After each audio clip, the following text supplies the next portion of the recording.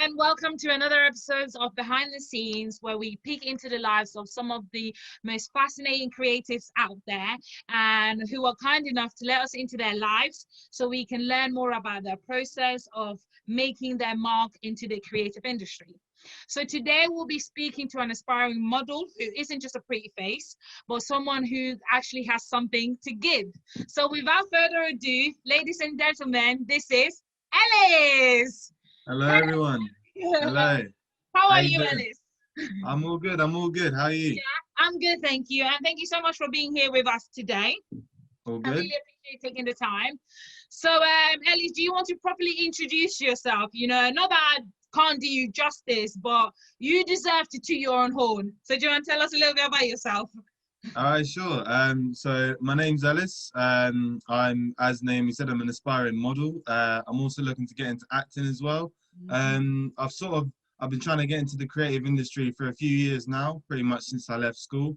I've recently graduated from uni, and obviously because of COVID, I haven't done much since. But I'm still powering through. So yeah. Yeah, we are still. Everything slowed down because of COVID, but like you said, still powering through. So, like I said, Absolutely. thank you so much for having us on, for having a sit down with us. So, all I like to do is a little bit of an icebreaker. Yeah, it's mainly for my anxieties, really. That's all good. But yeah, so I'm gonna ask you 5 questions, and you have to answer them quickly with the first thing that comes to mind. Okay. Yeah. Okay. All right. Excellent. So wonderful. Let's get started. The first question is, what does peace mean to you? Peace means mutual respect, I think. I like that. Definitely. Mutual respect, mutual understanding. Yeah. Yeah. And when was the last time you self-reflected? Probably when I graduated from uni last summer and I realized like all the work I had done in 4 years has all come down to this. Yeah, that can be a bit scary, isn't it? Having to Oh, it's analyze crazy. your own life. Yeah, and yet the fact that I just got sent my certificate. I didn't have no graduation because of COVID, so it was all mad. Oh no, Yeah, really? yeah, it's so sad, Ah, but that is oh really well. sad. But at least you got your certificate, graduate and Yeah, that. that's all good. Hey, Holding the paper like, we yeah. got it. Literally, Yeah, yeah. exactly. Because that's it, that's your to your kids. Like, listen, it's up there in the wall. Yeah, I'm gonna tell them. I graduated in the worst year of all It, years. exactly. You can't say nothing to me.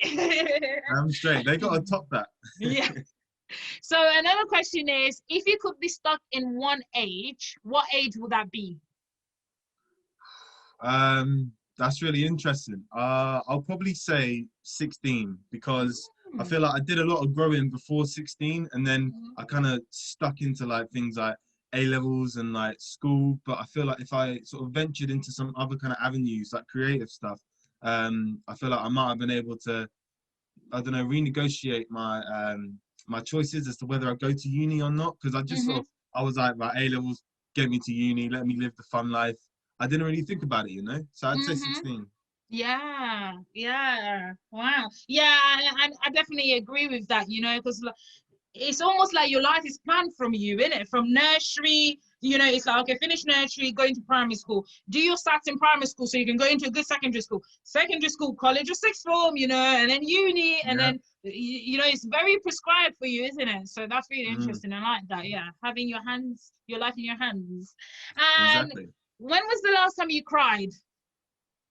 Oh man. I know it's getting a bit deep. No, that's cool. I'm trying to think. It would probably be probably in my last relationship. I was pretty mental, but it was at uni as well. So I had a lot of Yes. uni work going on. So Mm-hmm. it kind of like the two worlds kind of mashed together, and I just broke down. I was like, I can't do this shit. So Yeah. yeah. Wow. Okay.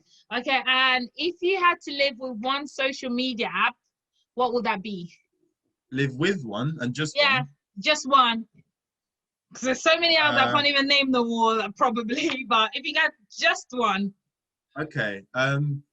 Right. I don't know if TikTok is a social media app, but if we're yeah, talking just yes, it social is. media, It is yeah, social media okay. app. Yeah, TikTok I'll is say one. I'll say TikTok. I'll say TikTok, but like if it's purely just social media, like Yeah. purely that, I'd say Mm-hmm. Twitter because Twitter Ah. is just oh my days. Yeah, I know. I'm not on Twitter, but my sister's constantly showing me stuff, and Black Twitter Oh my Oh my God, God. like Yeah, it's brilliant. I love black people so much because of Twitter, literally.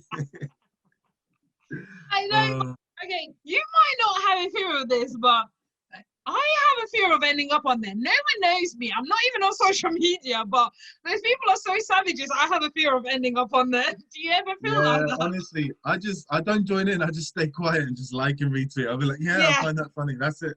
Yeah. All right then. Well, that wasn't that bad, was it? This No, fire that out was question. okay. Yeah, it Yeah, was okay. excellent. So hopefully it sets the tone for the interview.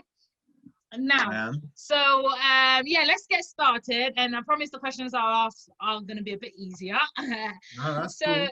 Ellis, I want to get right into it. Can you tell me a little bit about your degree and what inspired you, and you know, like to take that on as a degree as opposed to go the other way and then just do like the work experience what other people do, and yeah, and how you found it because you studied acting, yes?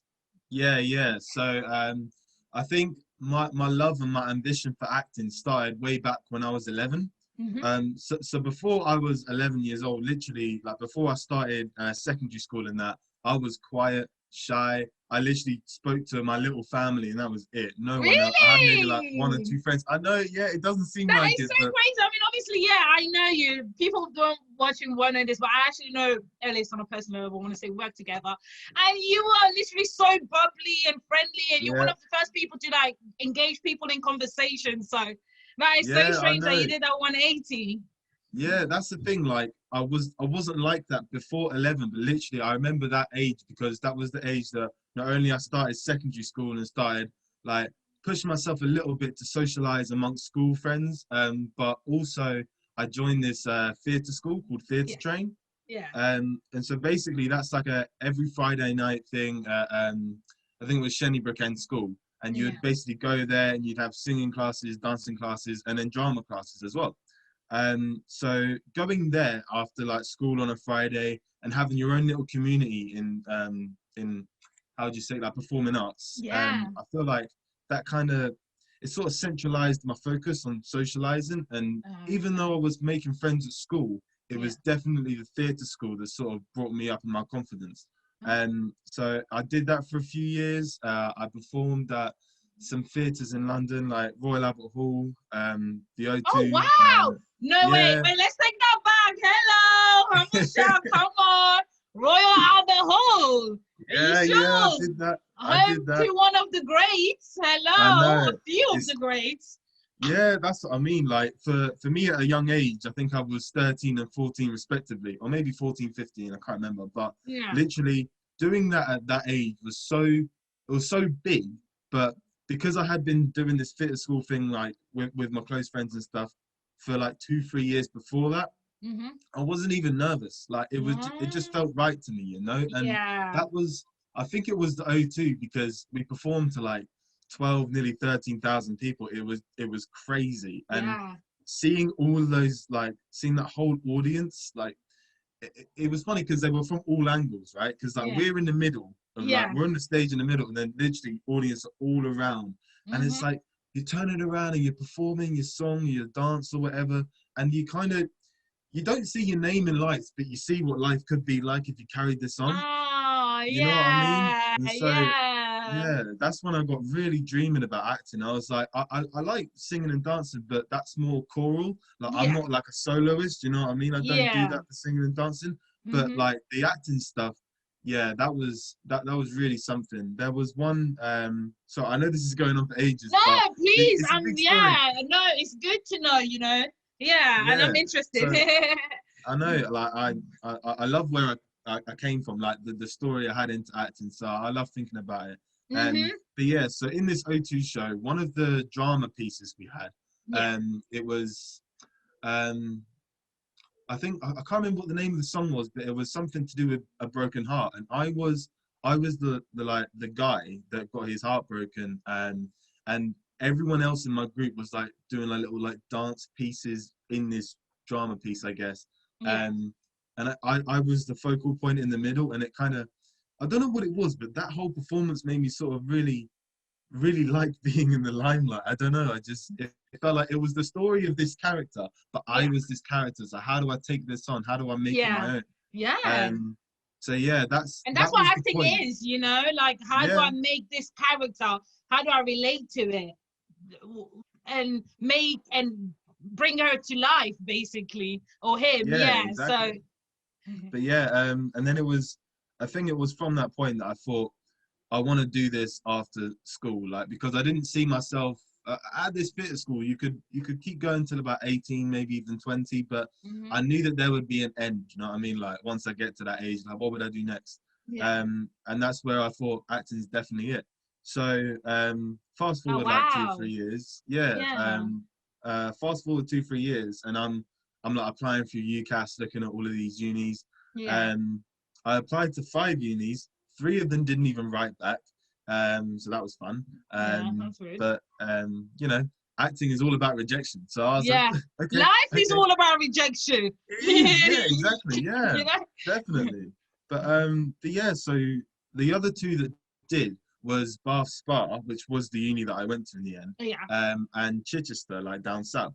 Hmm. So I went to Chichester first, I think. No, I went to Bath Spa first for the open day, Yeah. and it's the most beautiful campus ever. Oh, Honestly, if is you it? ever go there, it's amazing. It's literally like you turn into it, and there's just this like little thin road that goes on for like half a mile, and then you're in the campus. Like it's Yeah, fully it in does its sound own really little world. posh. It sounds really Oh, like Bath it'd be is good. posh. Like they're It's investing very in that. posh. Yeah, I Yeah, say, yeah, it's yeah. so Yeah, posh. I Oh ain't my beef, but days. it sounds like Yeah, but like, what's good about Bath is that it's a small place of like, it's not even got 100,000 people, but oh half of wow. those people are Hmm. students because they've got two big unis there. So Oh that was good. wow. Yeah, that Yeah. is really So good. yeah. So if it wasn't like that, I don't think I would have like been able to fit in for those 4 years, but I Yeah. did manage to. So yeah, like I went to that open day, I saw the campus. Um, I spoke to like the head of the acting course and the head of performing arts as a whole, Hmm. and it all just seemed so magical, so like perfect. I was like, Mum, I have to go here. And literally Oh the following week, I went to Chichester, and it was okay, but it was yeah. nothing like Bath, like Yeah. absolutely nothing. So I was Felt your like, Mum, calling. yeah, it's This got to is be for here. me. You know what I Yeah. mean?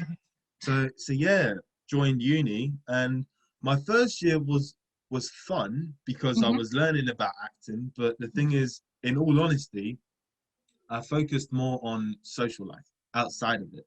Yeah. Not, As I wouldn't everybody say, does, your first year, yeah, come on. You you know, know what I mean. Like everyone knows that. yeah, exactly. And you know, the first year in a lot of unis, don't quote me on this and everybody watching, but a lot of unis, they don't even count your first year towards your final grade. And I No, you're think dead right. that's why. I think they know that everybody's excited, they're away from home, they've got all this money, you know, Hmm. the social Yeah, life gets a bit, and but it is part of life, you know, networking in general and making friends and all that. So it's completely yeah, understandable. I think absolutely. even in uni, don't feel too bad because we've all done it. Literally. No, exactly. Like the thing is, like in most of my lectures in the first part of the first year, Yeah. they all said it. They all said, you know, we get it. Yeah, this grade, the grade for this year doesn't count, and so you're sort of adjusting to a new life. Blah blah Yeah. blah.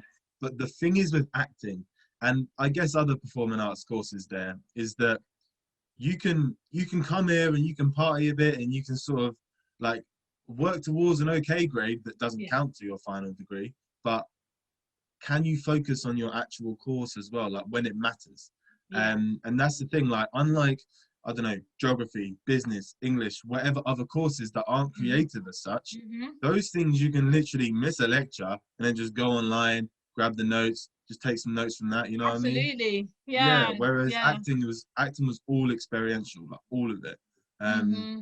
so I'm gonna turn my light on because it's Okay. gotten really dark out of nowhere, Yes. so I'm just Okay. gonna turn my light on. Absolutely. Yeah. Thank you. Let's see that beautiful face that we'll be seeing in the Boohoo commercial soon. Man, I'm trying. But yeah, so where was I? First year. So long Yeah. story short, Yeah. um, I missed quite a few lessons because I thought, oh, it's okay, I'll catch up, all this, all that. And I was just going out and socializing. Like that part of my life, the social life, was really useful for me because Bath's a small place, but I got my face around it, so I had a lot of close Hmm. friends, sort of thing. Hmm. So yeah, so that was good, but ultimately I failed the first year because I didn't do enough work. I didn't go to enough lessons, and I thought that I could catch up and stuff. But realistically, I realized that you can't catch up on training your body, which is exactly what acting is. You know, you've got Ah, you've got vocal exercises, okay. you've got actual like character building exercises, like the pure Mm-hmm. acting side of it. Mm-hmm. Um, but there's movement lessons where you're literally, you know, you're warming up and you're doing these. Oh my God, my movement classes were crazy, man. Really? Was it a Oh, physical workout? it was literally like some days I thought, have I joined Cirque du Soleil or something? Like, what is this? You know what I mean? I was so Like confused. this, like, You know what I'm saying? I was so lost. I had no idea. But the thing is, the good thing about that course is that they'd always say, right, I know this seems crazy, but mm-hmm. don't limit yourself. Don't be Mm-hmm. closed-minded. Don't let Mm. yourself think, oh, I can't do that. There's no way I can do that. Yeah, Trust yourself and yeah. trust your peers because your peers are all in the same boat as you, you know? Uh-huh. So Uh-huh. it definitely brought like the group, the class I was in, definitely brought us a lot closer in that sense, which was good. Um, Good. but in terms of like actual acting assignments and stuff, Yeah. where it's like a duologue scene, like you and another person in a scene, Mm-hmm. I definitely did let my peers down. That's for sure. You know, I would. The thing is, I would remember lines because I've Mm-hmm. got like a photographic memory. Remembering Mm. words is easy for me, but Mm. I know you've the got photographic actual, memory from work. Like, yeah, yeah, you pick things up. Like, yeah. I know, yeah, that kind of thing is perfect for me. But like, Yeah. obviously, with acting, there's so much more to it. More to it. It's Yeah. about finding that raw emotion that's connected to the character. Mm-hmm. So essentially, you know, I flopped on that side definitely. And the thing is, because I wasn't coming into rehearsals enough, I Mm-hmm. let down like my scene partner.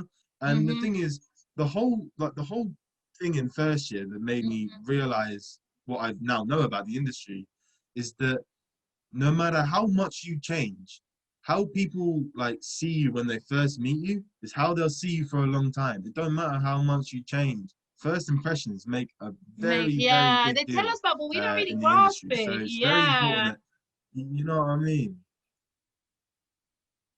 And like Yeah. obviously, say like the first class you're late or something or whatever. Mm-hmm. Maybe the second class as well. Okay, you know that's not too bad. You know, just try and pick up on that. When Mm-hmm. it's months and months into the first year and you're still doing the same stuff, it's like so this is Ellis. Okay, cool. So that's what we know. Mm-hmm. And I think I definitely let myself down in that year, but I'm very good at like persevering. I don't Mm-hmm. like giving up. It really Mm-hmm. gets me down because I think about it for so long, Mm-hmm. and I think that's what made me really like basically pull my weight and you know Ah, that's like actually good. get on with this. Mm-hmm. I'm not paying 9 grand a year, and you know what I mean. Like, I'm not going to sit here and pay 9 grand a year and sort of change my life and live in this whole new area to where Yeah. I'm from. All Yeah. of these changes, I'm not going to do it for the sake of just not caring about my degree. Like I came here Mm-hmm. for a reason, and I'm Mm-hmm. not going to leave until I finish it. Mm-hmm. So I decided to repeat that first year, the next year. So Oh, I did first wow. year twice, which was Yeah. mad. That's good. Yeah, that's good. You know what, Yeah, Alice? I yeah, it was actually mad, but done that. Yeah. it was also nice. Yeah. That Mm, no, that's really good. And like a lot of people, especially like uni students, they don't think of it as a 9 grand cash boom that you're paying out. They're just like, it's in the future, it won't affect me to them. But no, whether it's you're paying it in 10 years, 15 years, or 20 years time, you're paying it. Do you know what I mean? So you're yeah, paying yourself. So you might as well invest into it. yeah, And I had to repeat my first year, and really I could have fought for it. I could have really fought for it because it was just one or two modules that were like missing out and stuff like that. And my uni was very like lenient with having those conversations, but decided to retake it for the same reasons as you. Like, I can do better, and I'm gonna show up.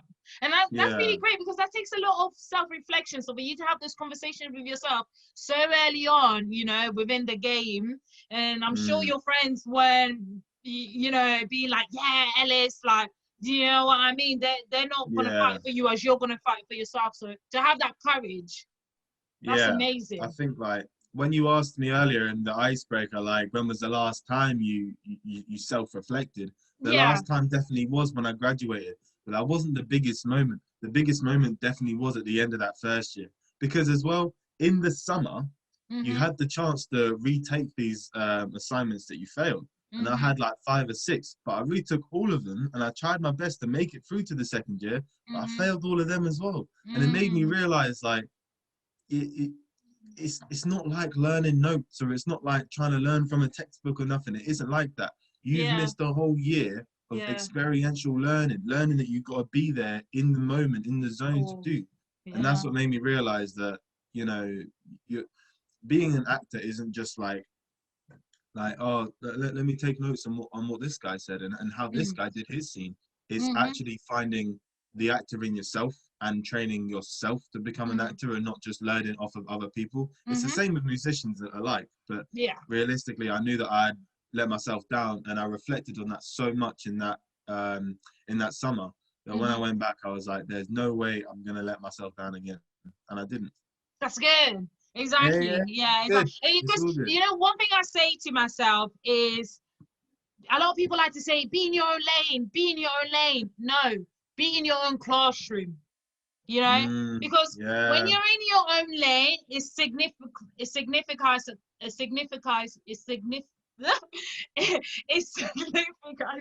a competition. You know, it's almost like a comparison. Whereas when you're in your own classroom, you're telling yourself, I'm here to learn constantly, and I'm going to learn at my own pace, and I'm going to learn the modules that I need. Yeah, I'm going to retake what I need. I'll take more time to do what I need. So you're not looking at other people, even your past self, because it can be very toxic to even look at your past self and be like, oh, I remember when I used to do that. I remember when I was so good at doing this. So be in your own classroom. Take your time to learn at your own pace. Yeah, absolutely. That's it. Exactly. And so, and talking about classrooms, with uni, when you're in a classroom, you know, it lets you explore in a safe space. You know, did you think it was less scary to do this course, especially in this busy industry, because you had like an organization behind you, so you were able to be like, hey, I'm gonna try this, or you know, I can do this? Do you think it was easier because you had somebody behind you? Yeah, I think definitely having the lecturers and the tutors alike, like having them behind you, making sure that you're finding your own way about it, but doing it in the right way. It's good to have that backing. But at the same time, with my course, what was mad about it is that it was about acting, which is very creative. But in all honesty, at least in the first year, it didn't feel that creative, because don't get me wrong, I didn't do a lot of the work and I wasn't present in a lot of the lessons. But when I was there and when I was learning and when I was doing the assessments, literally, I felt like they were literally saying, okay, so we're learning about this type of acting. So what I want you to do is I want you to perform this scene, but do it like this, showing this type of acting. And that instantly closed it down to like a very small, like, box of ideas that you can possibly create.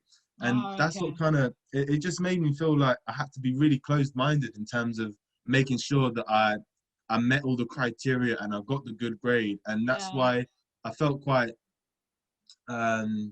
basically, I didn't want to try out the new ideas that were coming to my head because I didn't want to get it wrong. It's a bit of a yes and a no to that question. It's quite difficult to explain, but I feel like later on in the degree, like coming to third year, that's the point in the degree where your own imaginative input really like matters, like what you do, like you're literally making your own stuff. And what did you do, sorry, in your last year? What did I do?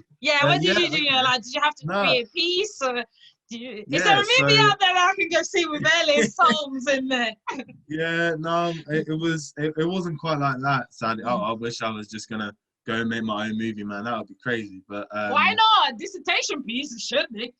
You know what I mean? But the thing is, funny you say that. Dissertation was a dissertation. It literally was just like writing a long essay. No, not in acting. No, you wouldn't have thought it, but yeah. They're playing you.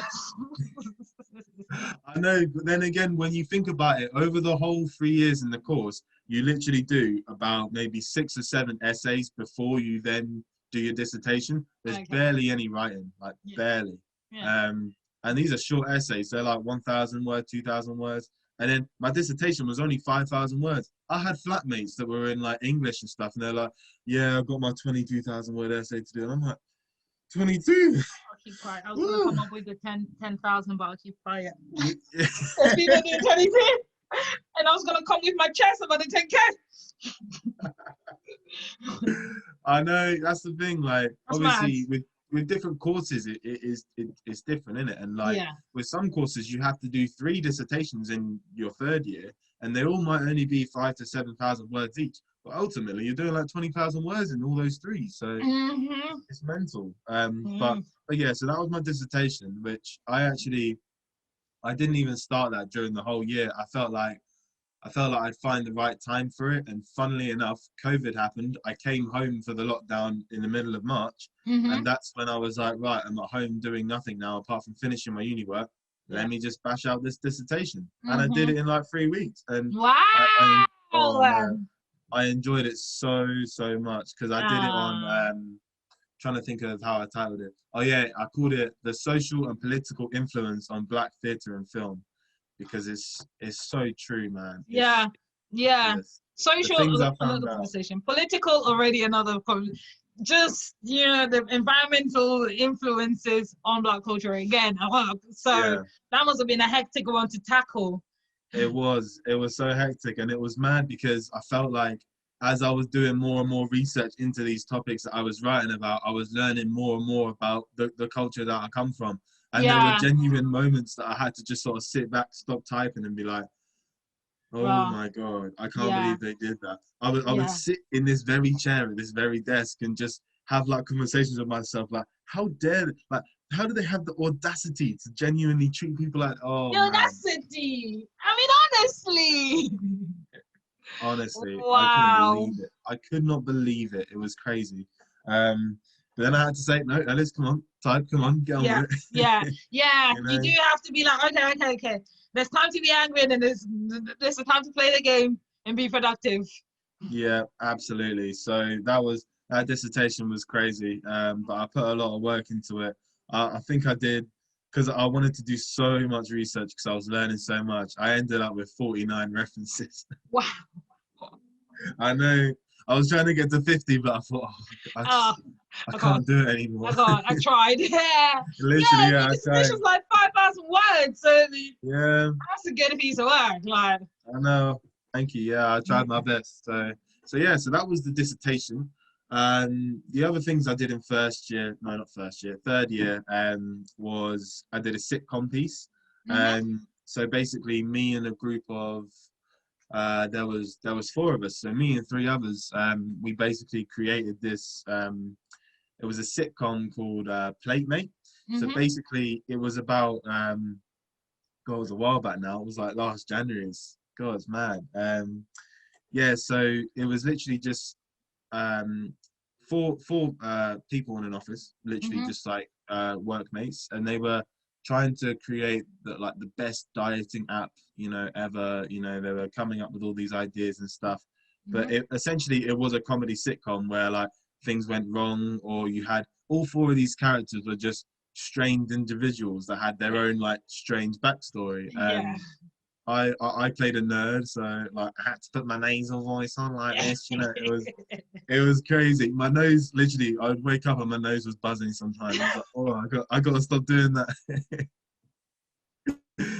So that was really fun. I enjoyed that a lot. I hadn't tried out a nerdy character ever in my life as well, so that was like a new avenue to go down and see how I could do it.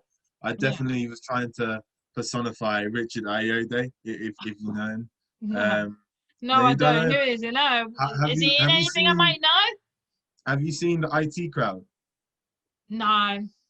Oh, Naomi, it's so fun. No, sorry. At first I was like, is that The Office all right? But yeah, no. No, it's not The Office. But yeah, okay. Well, long story short, he is literally just no, it's fine. Like he's literally a nerdy actor. Like he plays nerds really well, like he does in the IT Crowd. But you can tell his actual personality is quite nerdy, but he sort of makes it work. He's very good at what he does. I gotta say. Good. So that was good. So yeah, that was sitcom. Yeah. And then I also did this thing called wordplay. Yeah. Now this is really cool. I knew about this in the first year, and Yeah. I've been looking forward to this one. This was going to be good. So basically, it's literally a group of like 5 or 6 of you, and you're Mm-hmm. all in this scene. And the Mm-hmm. way you perform it is that you all sit in a chair, like in some sort of arched, like semicircle, like kind of Yeah. thing, and you're on this small stage, Yeah. and you perform it using your voice. It's Okay. literally the wordplay, like how you play on just these words and not actually acting it physically. What do you Um, mean? so okay, so the thing is, because you're limited to just sitting down in a chair, Yeah. you can't exactly. It's not about all Well, arms and let's try and stuff, do you it. know. Explain to me so we can try and do it. Because I see Okay, all myself right. as a young actress. I can do a Okay. cameo somewhere. Okay, so it's like, imagine, God, it Oh, is sorry to hard to put you on the explain. spot. Yeah. No, no, it's fine, it's fine. It is hard to explain. I'm trying to think of the right way to say it. Yeah. Um, You might have. so so okay, so imagine like you've got normal conversation where you could just be. Another thing is you can't turn to the person like that you're in a scene with. It's all Okay. through the audience, So like you say a Oh, line, and okay. then like the other person will reply. So it kind of makes the audience feel like they're really involved in it. Ah, Um, yeah, yeah, so yeah, that's yeah. that's cool. But like you can either have a normal conversation where you just use normal tone of voice and stuff, Uh-huh. or you could be in an argument and you've really got to like sell it, but also make sure that you've got to really put the right emotion into your voice to make sure that the audience just don't see two people arguing. They feel the argument, they're drawn into it.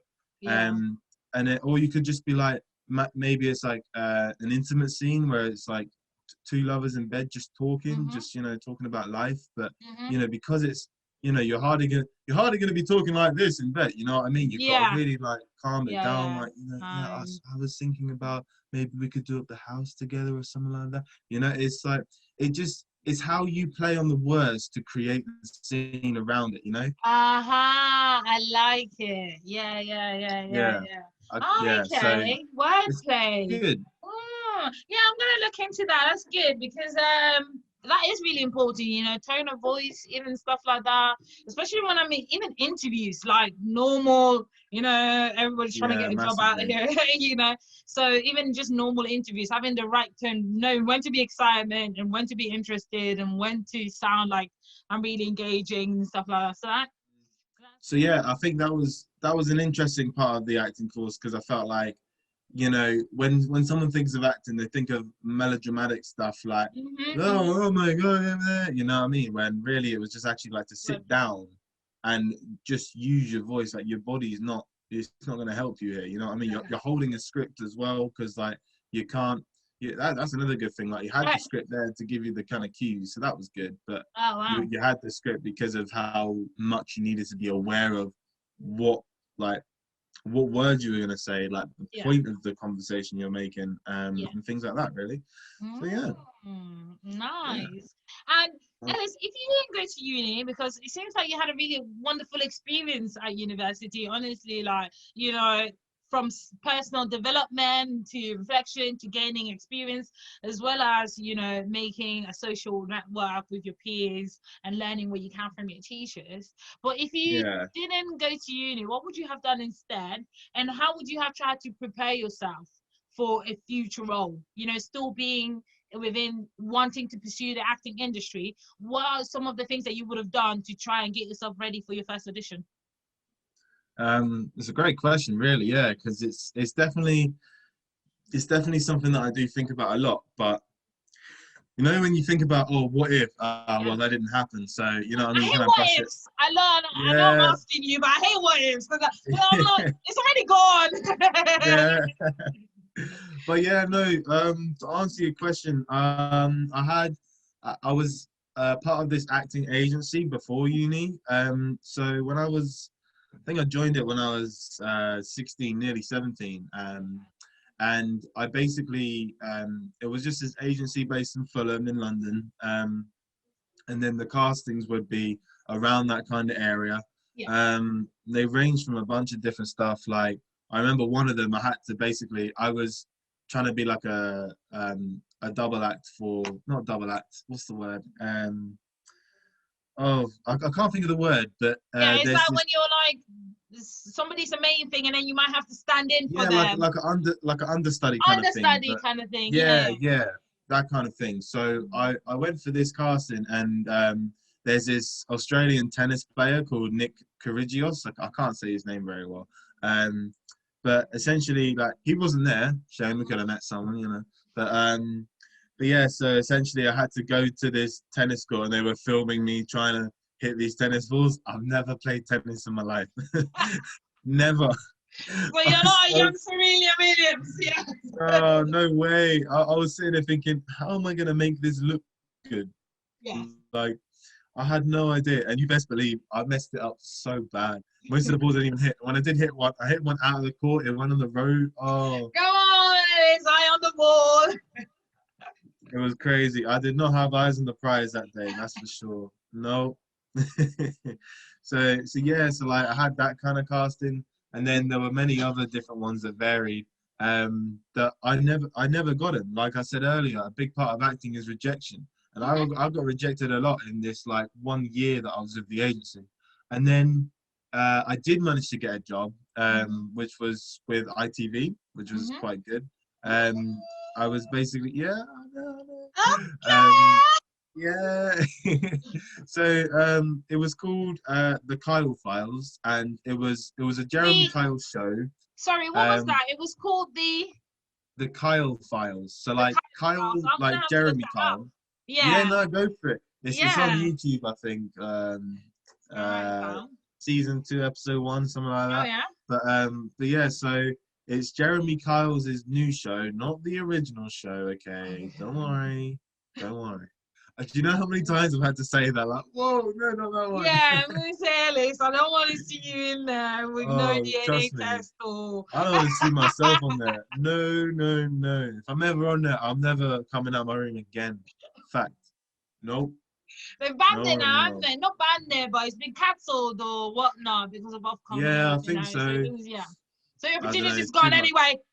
Yeah, do it. Why not? But yeah. So I was on this new show called The Kyle Files, where basically he was looking into like how crimes committed in like big urban areas like London as such by these young people and how they get into these sort of how do they get their criminal records? How do Mhm. they Mhm.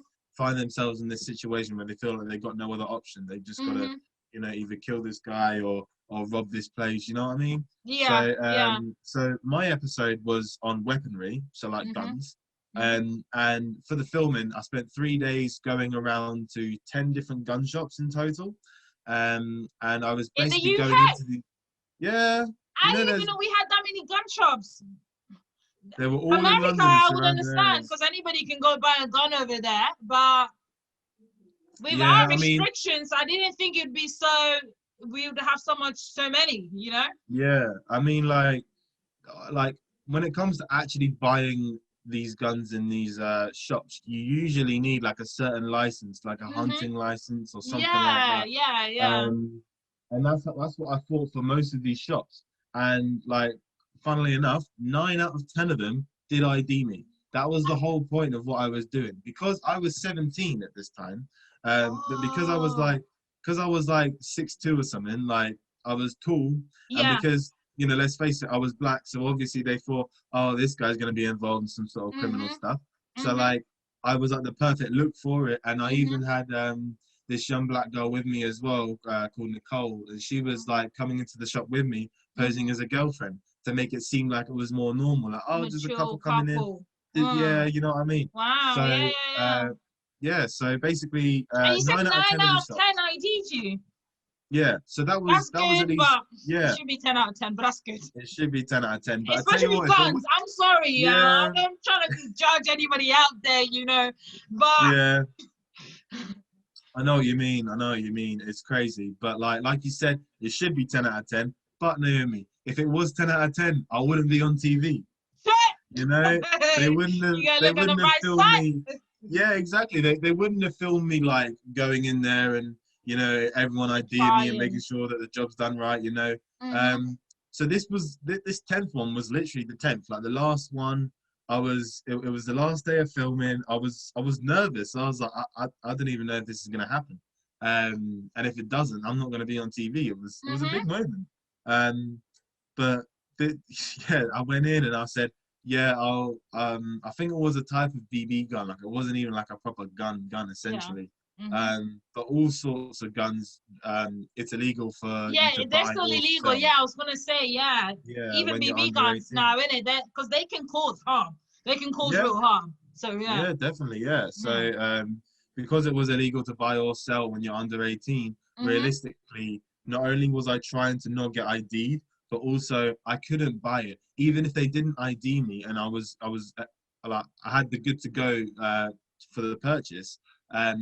I still couldn't buy it, so they gave me a fake debit card whereby no pin worked. I could put in any four numbers, it wouldn't have worked, right? So Ah, yeah. So long yeah. story short, I know it's good, isn't And it? like, yeah, that's really good because I always wonder when I watch these shows and they're trying to get people, you know, to do illegal things or and stuff like that. I'm always wondering, like, aren't you in trouble for that? So they make sure you Uh, don't perjure yourself, basically. yeah, it's That's all a good. lie, man. They make That's it look like you're really doing it, but Yeah, I tell you now, it's all a lie. especially, you know, like insurance fraud and stuff like that. I love a good Yeah, ITV show. That's why I'm like, I'm gonna watch this. I love a good ITV E4, you know, investigative yeah, documentary. I love it.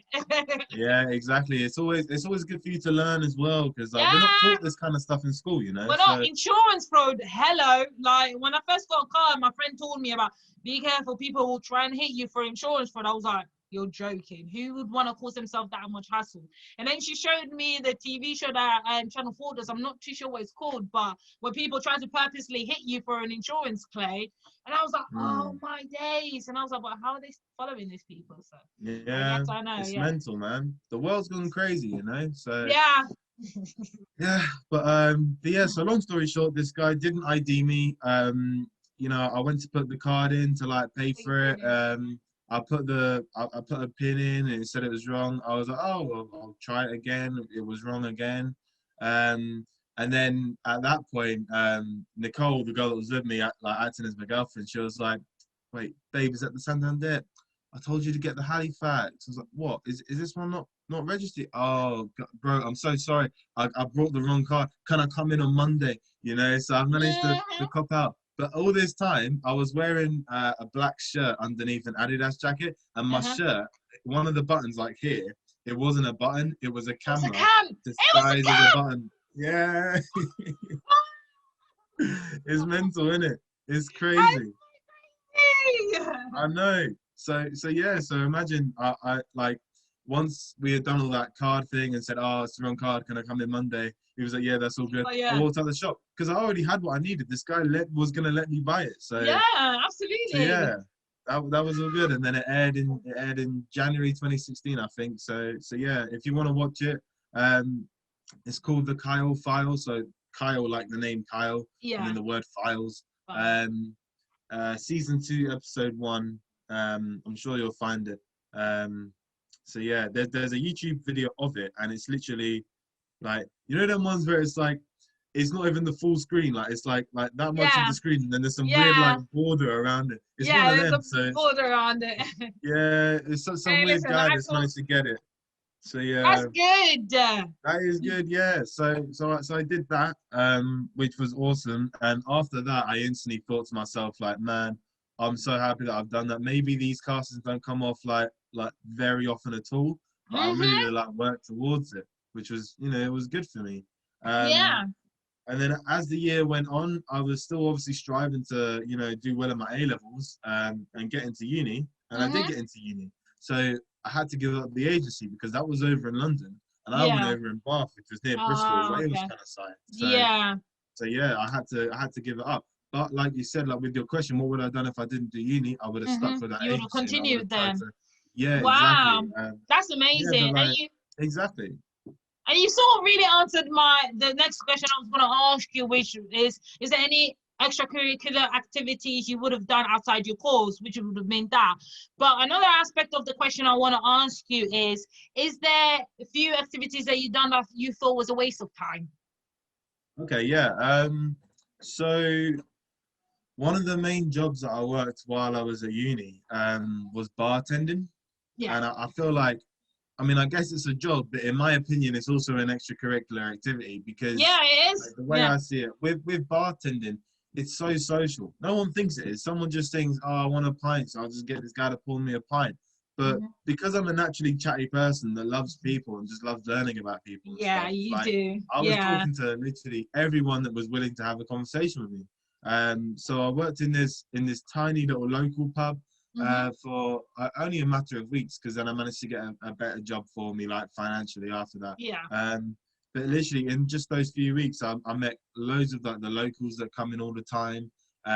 You know, I was having good chats with them and stuff, and I was telling them about why I'm here, like what I'm doing in Yeah. my course and all of this. Hmm. And even though these people might not be casting directors or some big man in the industry that's going to help you, it's Hmm. still nice to get yourself around, and also Hmm. just to make a good impression on genuine people, because Hmm. maybe they're not in the industry, but these are the people that are going to be I'm gonna be watching and watching you. paying for your Yeah, stuff. You know what I mean? yeah. They're Yeah, gonna be one clicking like and comment and subscribe. Do exactly. you know? Yeah, Yeah. and the thing is that people always think that it's the big professionals in the industry that you've got to like impress.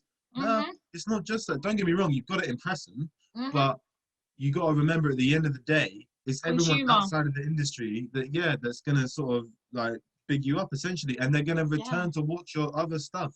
You know, they're gonna Absolutely. be like, that guy's not just some Absolutely. poncy actor that just knows what he's Absolutely. doing and gets money for it. He's a Hmm. genuine, humble person, and that's what Yeah. people follow. Yeah. Yeah. Yeah. So that was one thing I did. Another thing I did was it wasn't exactly completely outside of the course, but it wasn't that Hmm. course. Hmm. And that was working with the film and TV course. Hmm. Um, so obviously they're a separate course to acting, but the thing is they're literally working on producing the kind of shows and sets and things like that that you're going to act on. And Yes. because in our course we don't do nothing like that, the only thing we did of that was sitcom, where it was a comedy sitcom filmed on a film and TV like Oh, set. okay. Yes. Yes. That Yes. was the only time we did it. So Uh-huh. so I think I worked with 3 different groups in my second year, and then I Hmm. think 1 group in my third year. But overall, working with those different groups and doing stuff, I did things like I was a game show presenter for a couple of game shows that they made, which was Yeah. really fun. Like, Whoa, I love yeah, game yeah, shows. I That's so know they're so nice. fun. Yeah, exactly, Yeah. and it Do you kind of do you remember? I always get this wrong, but do you remember Total Wipeout? That's it. For once in my life, I got it right. yes, Do you remember Total Wipeout? Do you know what I such a used to good do when I show. was younger? I used to record it because that's when like Sky Record Fest was about. You know, you could record shows, and everybody was like, Yeah, "Oh my god, yeah. I can record Oh my shows, god, 4 shows." I know. Yeah. And I used to record the shows and literally memorize the script of the presenter and then be in my mirror and trying to present the game show as the presenter. Like that's how much I I loved love that. it. Yes, I love that. Yeah. Oh, I love that. I love that you got to experience that. That's literally a dream of Yeah, mine. yeah, exactly. And that's like, that was the kind of thing that opened my eyes to something other than acting. Because when it came to looking at external stuff, I didn't think of modeling first. I thought of presenting, because essentially being a host of a game show, I've watched game shows like you have, like growing up and stuff. And Yeah. I'm not being big, but I'd kill that. I would, You because the would, thing is, that's my 100. You personality. would. You're You know what I quick. mean? You're witty. You know, you're funny. You're relatable as well, and I think that's really most important, to be genuine and relatable. You know, Yeah, so you would absolutely. definitely. I could watch you any day, any day, any game show. Thank you. Yeah. You're too kind. Oh. But yeah, so I did that. Yeah. But yeah, like speaking of modeling briefly, another thing I did was I had this flatmate and a Uh-huh. friend, and they were both working on separate projects in their art course. Yeah. What one time, literally, this is no joke. I promise you, this is no joke. Okay. One morning in my first year, I woke up very hungover. Okay, Yeah. was not in the mood to talk. All right, I Yeah. was like, let me just stumble into the kitchen, make a coffee, and stumble back in my room. Yeah. And I do that. I go and make the coffee, and as I'm making the coffee, my flatmate comes into the kitchen. Lovely girl. So Mm-hmm. I'll start a conversation. I was like, "Hi, you right?" I'm sitting there. No, I'm standing there with my dressing gown on and my hood up. Like I was literally like, I was in no, like, We I need to get wasn't this looking over and good. done with. I need to go to my bed. There needs to be ice. Yeah, exactly, yeah. And so, and it was so funny because my flatmate came in and she's, yeah, I'm good. How are you? Yeah, I'm hanging. Oh no, no way. Actually, Ellis, it's funny seeing you here because I could actually use your help. And I was like, "Oh, what is it? Yeah, Yeah. I'm happy to help. I'm not with her right now. Let me go have a shower." And she Yeah. literally said, "Do you know what? You in your hungover state right now is exactly what I need for my shoot." I was like, "You're kidding. You're actually having a laugh right now. You think I'm gonna get in front of a?" Yeah, I can remember I that. know I want to be an actor, but I'm But not ready right now. You know? I'm not that desperate yet. Yeah, innit? Yeah, literally, I was almost laughing it off. I was like, "Really? Like, you want me to help?" She was like, "Yeah, honestly, let me show you what I'm gonna do." And she showed me some pictures of basically like, it's like, I think it was something called expressionism, like some form of art where basically you get sad or angry looking people and you make art out of it essentially. So Mm. she literally wanted me in this grumpy hungover state with my hood up and whatever. She wanted to take a picture of me, and I'm not gonna lie, some of them came out quite nice. Honestly, it's crazy. I know you wouldn't think so, You're but the first person to tell me hungover pictures came out nice. Literally the I first know person. you wouldn't expect it. But No. yeah, so I think I actually posted one of them to my Instagram. So Oh, I was wow.